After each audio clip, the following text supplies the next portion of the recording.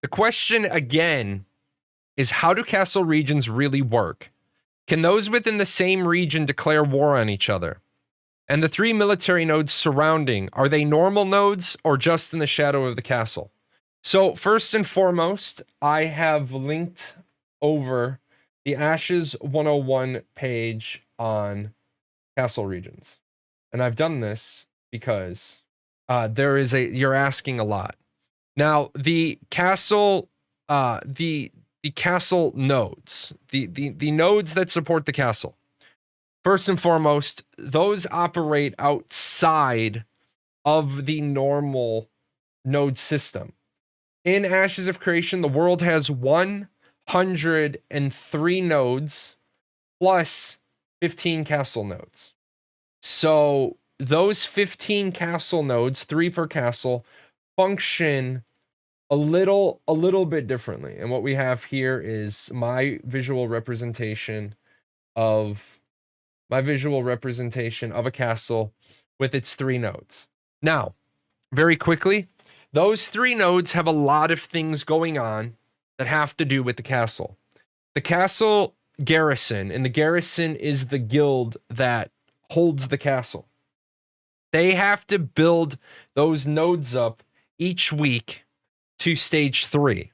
This will require them to run caravans into those nodes. And if they don't, then the number of undermounts that they have on siege day is reduced. This is also, there's another weekly event that's going to occur at those nodes that we don't have details yet. On top of that, those nodes are the destination for the tax wagons. Remember, each node once a week is going to load up a wagon full of currency and drive it to the castle. So I took the second half of that question because there is a lot of stuff going on at those specific castle nodes, and we don't know everything. I can't get into every single part of it because we simply don't know. Now, the other part of your question, where you ask, how do the castle regions really work? The castle regions are static. They divide the world into 5. Now, we do not have the location of the castles, and we do not have the breakdown of those regions yet. But we know the castle regions, there's 5 castles, breaks the world into 5 parts. But we do know that one of the castles is the first among equals. So one of the castles has influence over the other 4. How does that work? I don't know that either. Steven likes to give us snippets. Can those within the same region declare war on each other? Yes, they can. War is not restricted by membership of a castle region. War is in your political affiliations and your political alignments, your trade agreements, your vassal. That is based on the node system. Now, you cannot talk about Ashes of Creation without an understanding of the node system and the zone of influence system. Can those within the same region declare war on each other? Yes, absolutely. The three military nodes aren't just a shadow of the castle. They are, in fact, their own content. So I think I got all of those questions. Feel free to ask more. So the question is, with all the cosmetic faces and hairs given out during APOC and shown in streams, do you think the character creator will be presets or that they will stick to the BDO style creator? Seems like a lot of presets if they want to have sliders. So I 100% agree with you. I 100% agree that it is a concerning, to say the very least, lineup when they've shown us that they want to do or they've said to us that they want to do a BDO style character creator. Now, if you guys weren't here the other day, let me see if I still have that picture. BDO style character creator is going to allow you to do pretty much anything you want. You're going to be able to pull the faces. No, I got rid of it. You're going to be able to pull the faces, pull the teeth, pull the whatever. You're going to be able to do whatever you want to the face. And I don't think we need that. to just be honest, I don't think we need a character creator on the level of BDOs. Is it a nicety? Sure. Is it a nice thing to have? Sure. Do I think that they need to allow people to have that much freedom? No. Do I think we need to have as much freedom as Arcade gave us? No. Now, it doesn't really line up very well that there were achievable, obtainable hairs in APOC. But those could be, I click on it, it drops it in. I've seen a lot of games do a lot of things with the faces, but then the hairs are presets.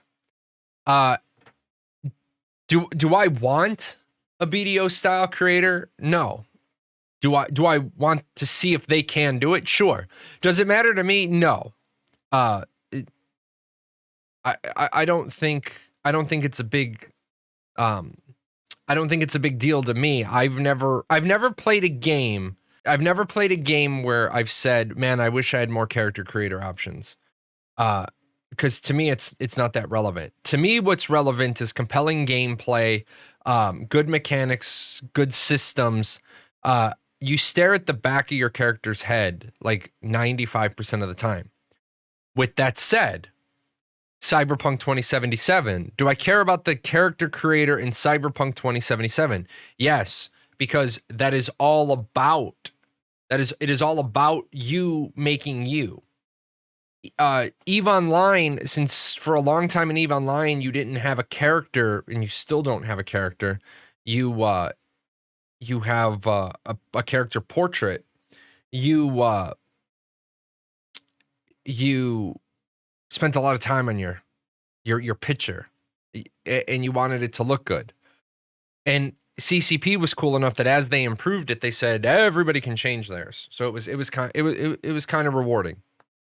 But is the fact that they have a lot of presets something for concern? Sure.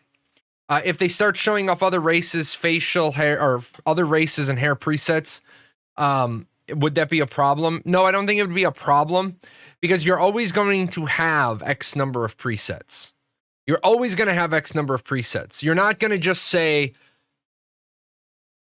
like, you never get a blank canvas. You always get presets and then sliders.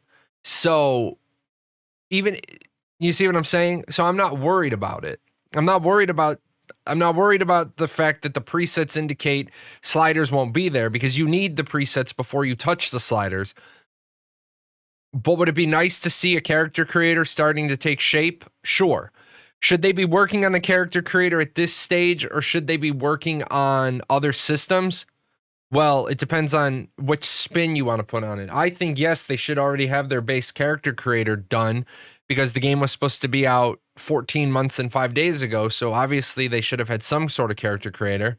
And we've already seen a character creator and it doesn't have sliders. All it has is presets. So the question was, is there any info on how hitboxes will work? Can a larger model potentially be clipped by an arrow when a smaller one wouldn't? This is a very important question, because it is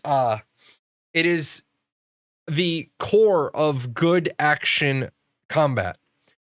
And one of the things people have to realize is there is going to be some normalization of hitboxes, because if you don't do normalization of hitboxes, then everybody makes the smallest, tiniest character they can to avoid all action combat. Now, number one, a lot of the action combat is going to be on the crosshair. So you're not going to be avoiding a lot of it. Where a big part of that comes in is ranged combat, specifically with arrows. And it will determine on whether or not they do hit scan or they do projectile. If they do hit scan, there is still some advantage to having a small character. If they do projectile, it becomes even worse. So there will be a center core cylinder for the hitbox. Now, is it possible that if you make your character too short, is it possible that because because there's a standard cylinder size, right? Even though I've made my character, right? I've made my character this short, and I did that on purpose to bring my hitbox. The standard character model is basically going to be like this. So my standard character model, even though my head's here, the standard character model says that I have another head on top of my head. I have an extra eighth of my body height, because they say, well, you can go that small, but for people to hit you fairly, they're going to be able to hit you fairly on the imaginary mesh of your hitbox. Isn't that really awkward, though? It is. It does become really awkward. And what you normally don't have is the ability to scale your character down. In a game I can tell you that did this very, very poorly was Revelation Online. Everybody made their character in Revelation Online as small as they could, because there were a couple of classes that used action combat, and it did give you a tactical advantage. So what we have here is an end screen. I'd like to say a big thank you to all those names scrolling up the right-hand side of the screen. Those are my sponsors over at Patreon. Wouldn't be able to pay the bills without them. For the rest of you, there's videos. Follow the channel, like, subscribe, do all those social media things.